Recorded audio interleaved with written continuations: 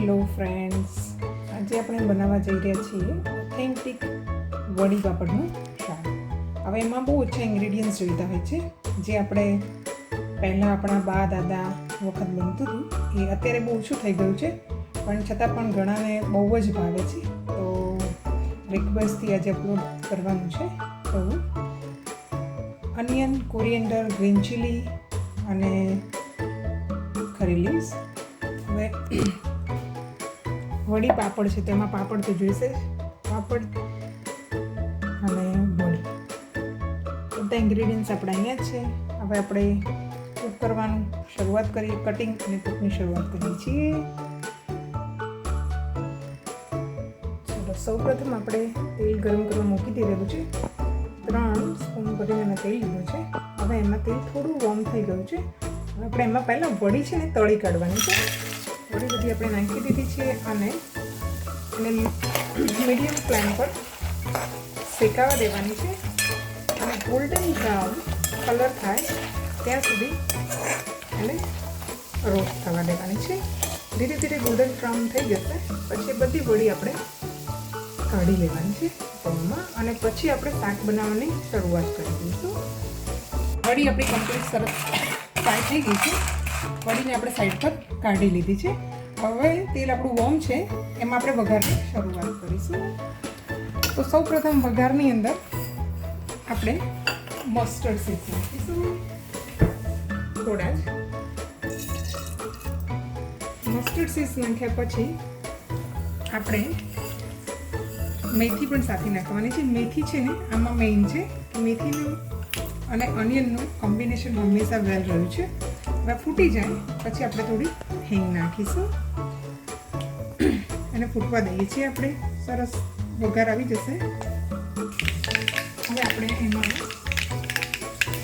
હિંગ નાખી દઈશું. સરસ ફૂટવાનો અવાજ આવી રહ્યો છે. હિંગ નાખી દીધી છે.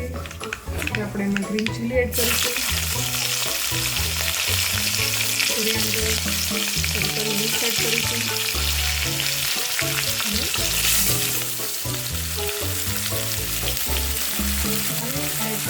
અનિયનને થોડી રોસ્ટ થવા દેવાની છે.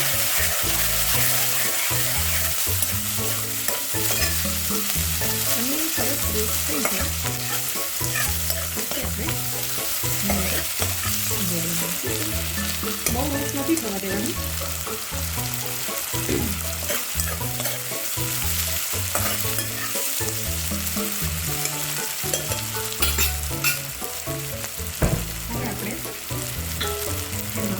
મસાલા નાખીશું. બસ આટલી 30 સેકન્ડ્સ માટે રોસ્ટ થઈ જાય પછી આપણે એમાં ગેસની ફ્લેમ એકદમ સ્લો કરી અને એમાં મસાલા નાખીશું.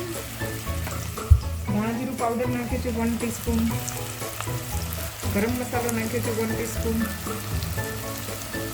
ટર્મરિક પાવડર નાખ્યું છે 1 ટીસ્પૂન, હાફ ટીસ્પૂન, અને રેડ ચીલી પાવડર 1 ટીસ્પૂન નાખેલો છે. હવે આને આપણે એકવાર સરસ રીતે મિક્સ કરી દઈશું.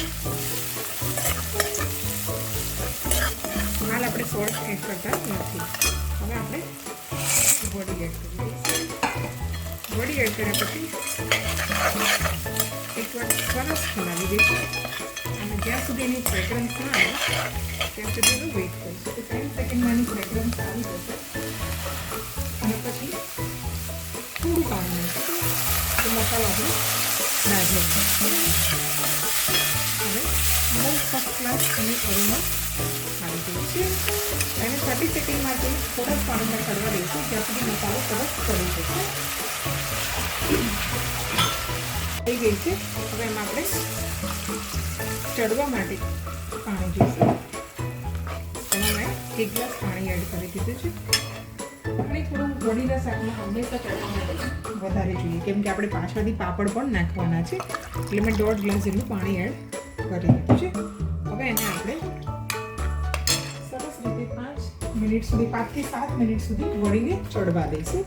વડી ચડી જાય ત્યાં સુધી આપણે વડી ઢાંકી દઈશું ઢાંકણ, અને આપણને તરત ખબર પડશે વડી ચડી જશે એટલે. હવે 5 થી 7 મિનિટ સુધી એને બોઇલિંગ થવા દઈએ. આપણે એમાં થોડું સોલ્ટ નાખી દઈએ છીએ કેમ કે વડીમાં અને પાપડમાં બંનેમાં સોલ્ટ હોય છે તો આપણે વધારે સોલ્ટ નાખવાની જરૂર નથી.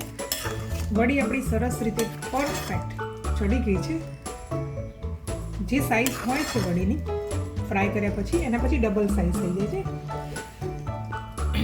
બરાબર. હવે આપણે એને જ્યારે બોઇલિંગ આવતું હોય ત્યારે એમાં ધીરે ધીરે પાપડ નાખવાની શરૂઆત કરીશું. પાપડ નાખી રહ્યા છીએ, થોડી કોથમીર પણ નાખીશું. હવે બધું મિક્સ કરીએ. થોડા પાપડ નાખી પછી ફરીથી એકવાર હલાવવાનું સરસ રીતે પાપડ મિક્સ થતા જાય કેમ કે પાપડ મિક્સ ના કરો પ્રોપરલી તો પાપડ એકદમ ગઠ્ઠું થઈ જશે એક જગ્યાએ. તો એને બોઇલિંગ સાથે સાથે થોડા થોડા નાખવાના. મેં 3 થી 4 પાપડ લીધા છે એક વાડકી વડીમાં અને એનો ટેસ્ટ બહુ જ સરસ આવતો છે. મેં શેકીને લીધા નથી, ઘણા લોકો શેકીને નાખે છે પણ તમે એકવાર આ રીતે ટ્રાય કરી જોજો. શેક્યા વગર પાપડ નાખજો, બહુ જ મસ્ત લાગશે. આમાં ઓરિજિનલ ઓથેન્ટિક ટેસ્ટ લાવવો હોય તો આ રીતે આપણું શાક કમ્પ્લીટ. હવે બહુ આને ચડવા દેવાની જરૂર નથી કેમ કે પાપડને ચડતા 10 સેકન્ડ જ થાય બોઇલિંગ વોટર હોય તો આપણું શાક એકદમ પરફેક્ટ રેડી થઈ ગયું છે. હવે આપણે એને સર્વ કરવા માટે જઈ રહ્યા છીએ. હવે આપણે સર્વ કરીશું.